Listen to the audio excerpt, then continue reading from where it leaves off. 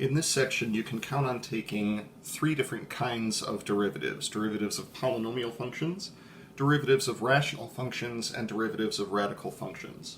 All three of these were demonstrated in the previous section as well, so please feel free to refer back to that. I just wanted to show you the process for one of those as we take the derivative of the following reciprocal function. So going back to the definition from the previous video, this will now be the limit as h approaches 0 of f of x plus h minus f of x all over h. Interpreting that for the given function, that'll be 1 over x plus h minus 1 over x all over h. At this point, we see that we have fractions inside of our fraction, so I'm going to be multiplying top and bottom of the big fraction by the lowest common denominator of all of these smaller fractions. That lowest common denominator will be the product of all of the denominators that I see. So x times x plus h. For the purposes of what's in the numerator, you could think of this as being over 1. We're not getting a common denominator, we're destroying the fractions.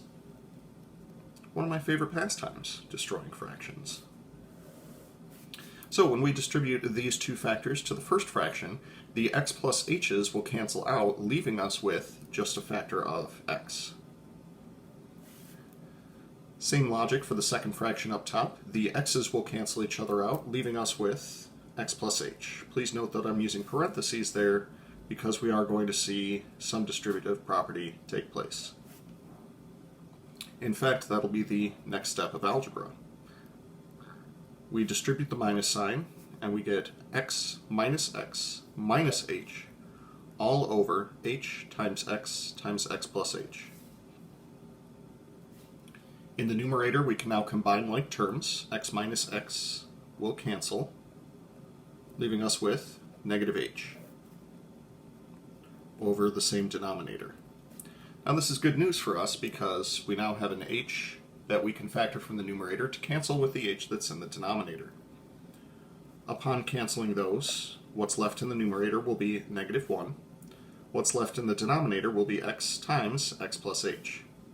As soon as you cancel out that h, you are now ready to apply the direct substitution property because you should no longer get a 0 in the numerator or the denominator.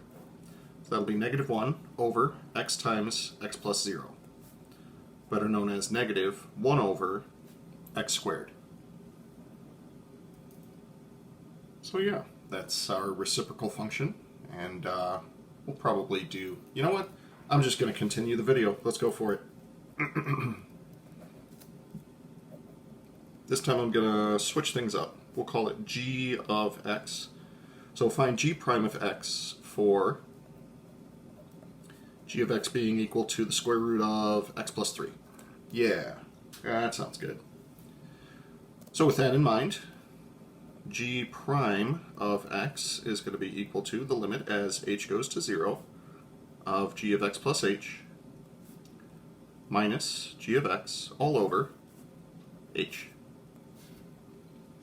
So replacing all of my x's with an x plus h, this will be the limit as h goes to 0 of the square root of x plus h plus 3 minus the original function all over h.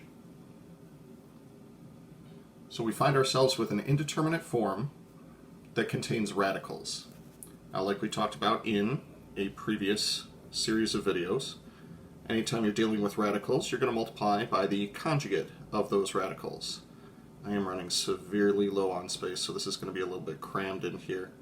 But the thing that I'm multiplying top and bottom by is simply the conjugate of the radicals that you see here. So first radical plus the second radical. Square root of x plus h plus 3 plus the square root of x plus 3. In the numerator, product of binomial conjugates results in a difference of 2 squares. As I frequently say at parties when I go to parties. Nothing quite like going to parties in a pandemic. Talk about math, getting yourself thrown out. For the record, I would never do that. Actually go to a party. Psh, definitely not me. So your numerator is now a difference of 2 squares. Denominator is, well, same as it was before. I'm going to continue to algebraically simplify that numerator. We'll call this the limit as h approaches 0 of. The squares will cancel the radicals. Please note the extra use of parentheses after the minus sign. That is important to make sure that you have them there.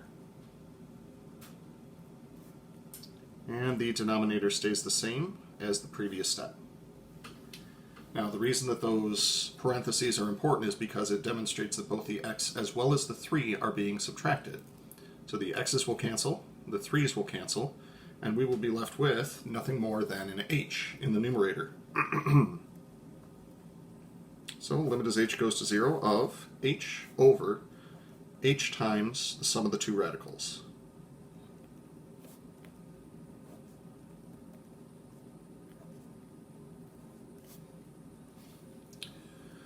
Now, since we have an h up top and an h on the bottom, we can cancel those out, reduce that fraction to 1 over 1. This will be the limit as h goes to 0 of, up top we'll have just 1. And in the denominator, it's no longer necessary to use the parentheses because there's no more distributive property that would have to take place. So that'll be 1 over the square root of x plus h plus 3 plus the square root of x plus 3. At this point, we can apply the direct substitution property. Once you cancel the h's, you should be able to do that. That's going to be 1 over the square root of x plus 0 plus 3 plus the square root of x plus 3. Those two radicals happen to be the same radical.